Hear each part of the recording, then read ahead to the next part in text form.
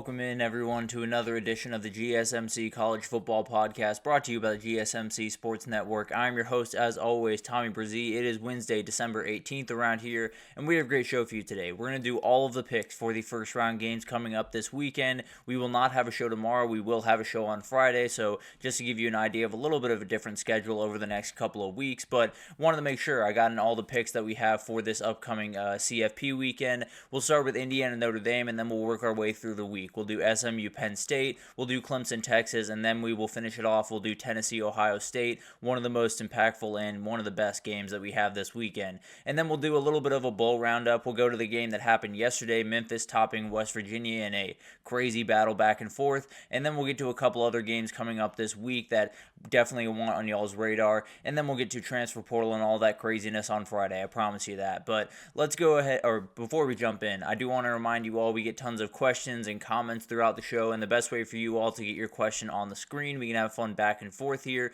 is to use that super chat at the bottom of the chat on the Sports Network page. You can click that $, add any question, comment you'd like. It'll pop up on the screen, and we can have fun back and forth here. Definitely want this to be as interactive as possible, so utilize that. We can have fun back and forth, and we can ask whatever questions you guys have about the first round of the playoff, and that's what we'll start with. We'll get into that Indiana and Notre Dame matchup that's going on up there in South Bend this upcoming weekend, and this is going to be a really good one. The first one of this new era of the 12-team playoff. It'll be really interesting to see what that atmosphere is like. It looks like it could be snowing just a little bit, so that'll obviously add some dynamics to this one, and it's an in-state battle, which is always going to be a really fun thing to watch. Obviously, Notre Dame still trying to kind of get themselves back after that loss to NIU in week 2. They've done an incredible job since then, as has Indiana. They've been handling business, but one game against Ohio State. They've been really, really incredible pretty much all the way throughout the year. So it's two teams that have really not shown a ton in terms of, being able to beat the elite teams in the country,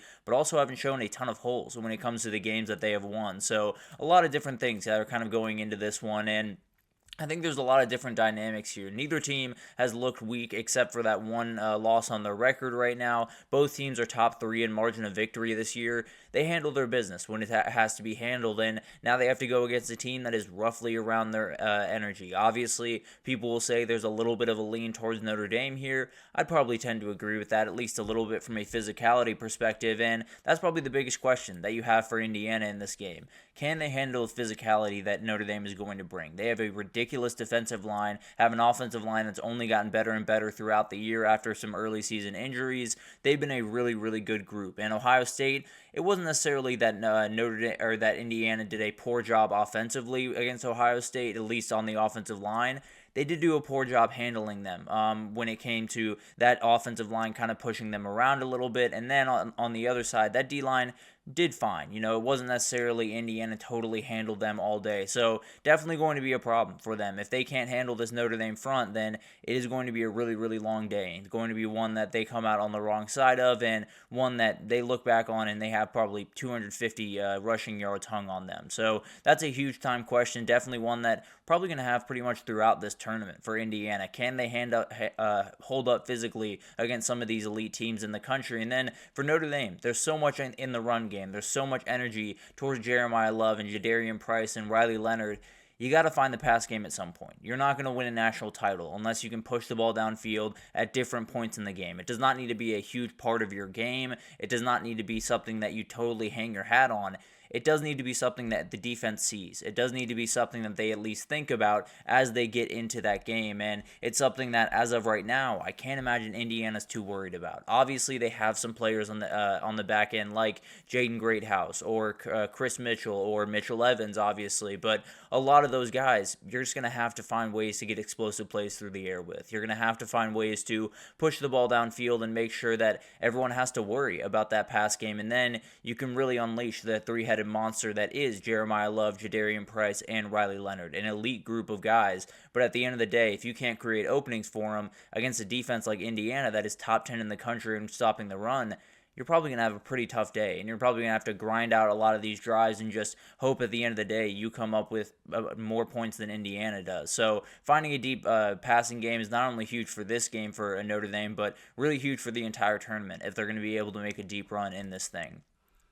And then you talk about a lot of the players on the other side of the equation. When you talk about this back end for Notre Dame, one of the very best in the country. There's no doubt about that. But the last time they were out against USC, they gave up 360 yards passing to Jaden Maiava. There were some holes in that defense, especially with the injury to Benjamin Morrison. There's been some more holes that have opened up. So can Curtis Rourke, can these wide receivers take advantage of a couple of one-on-one coverages, a couple of openings, a couple of busting coverages, whatever it ends up being? There are going to be openings because 360 yards to USC and Jaden Maiava, this is a very potent passing offense. And Curtis Rourke in this Indiana offense that's coming into play, and they're going to have to be ready to roll. And it's really going to come down to a lot of the big-time players in this game, like Xavier Watts. He is a huge player and a guy that very badly wants to finish off his Notre Dame career with the biggest trophy in college football, the national title. And if he's going to be able to do that, they got to get through this one. He's going to have to play a big-time role against those big-time wide receivers. And one X factor to watch in this one is the Notre Dame kick game has really struggled pretty much throughout the year. Mitch Jeter is 50% on the year,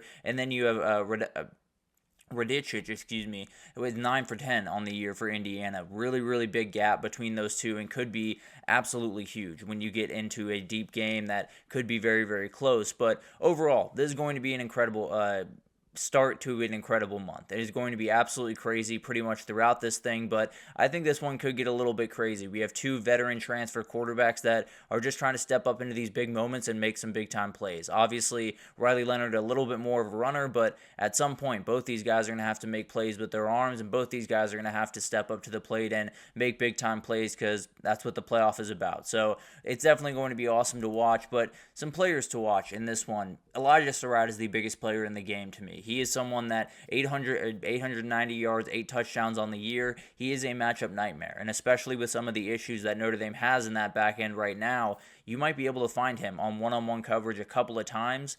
That might just be enough to make a difference on this game. He's a hugely talented player and definitely a guy that can totally change this thing in an instant.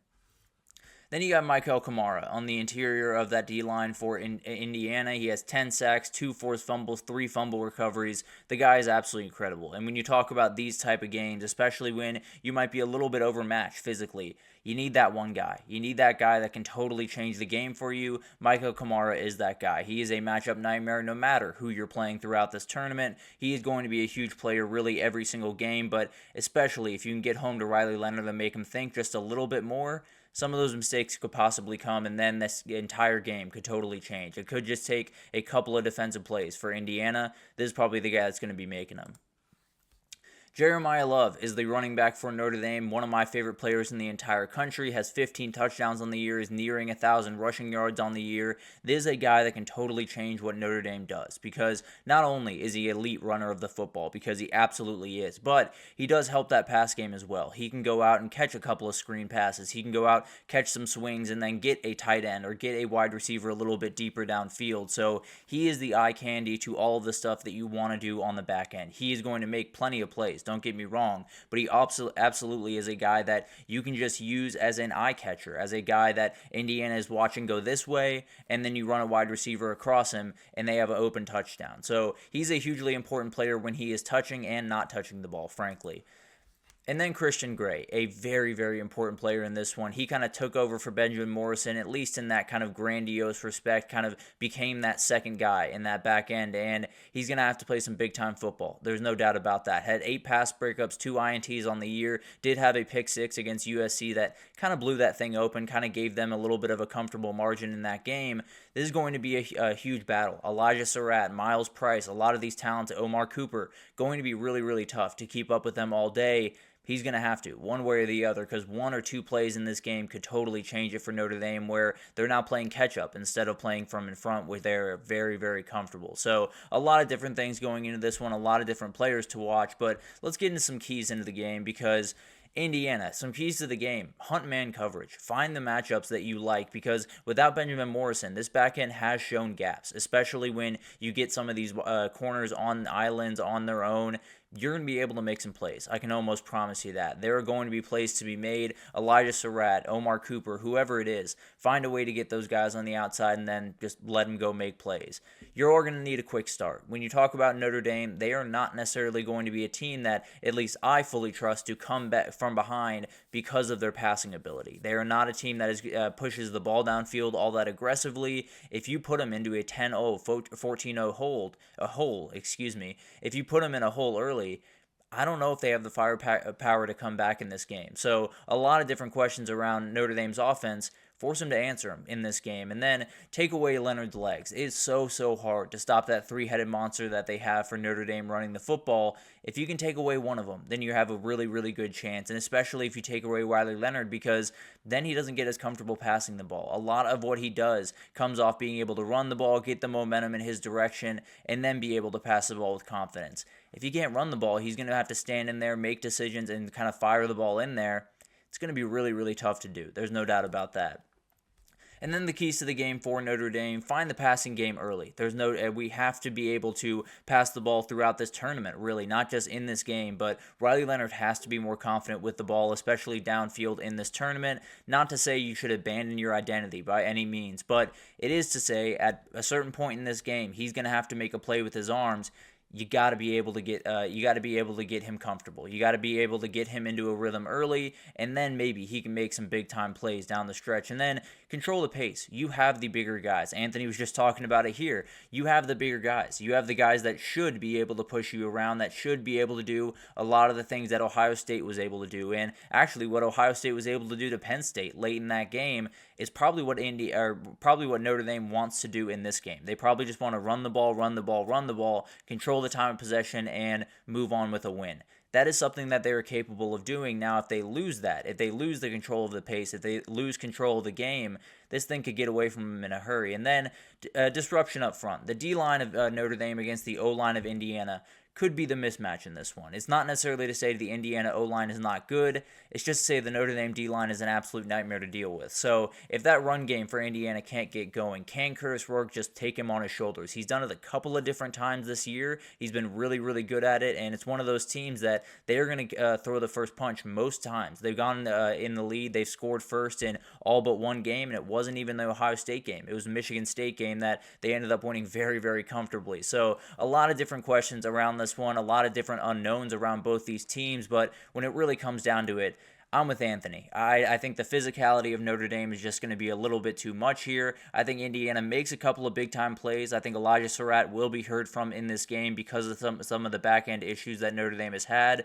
I don't think they'll be able to run the ball, and I think Notre Dame will be able to run the ball. That's pretty much the end-all, be-all there. So it's going to be an awesome game up there in South Bend, and a little bit of battle for the state, battle for Indiana, so whoever comes out on top, congratulations. You control Indiana for the time being. But at the end of the day, going to be an awesome game. I will lead Notre Dame in that matchup, and real quickly, I will answer this question about John Mateer from you, Anthony. I do think Miami has a very real chance. They're looking at where he came from school, and they're saying, that worked out this time. We might as well go back to it next time. His OC is at Oklahoma, so those are the two teams battling. If they're battling over NIL, Miami's going to win that battle. I feel pretty confident in that. So a lot of different questions around that one. And definitely, I promise we will get into that in full on Friday when we jump into all the transfer portal stuff. But at the end of the day, I do think it's a battle between those two. And if the separator is going to be NIL, I'd lean the Hurricanes' direction pretty aggressively. But definitely going to be really interesting. And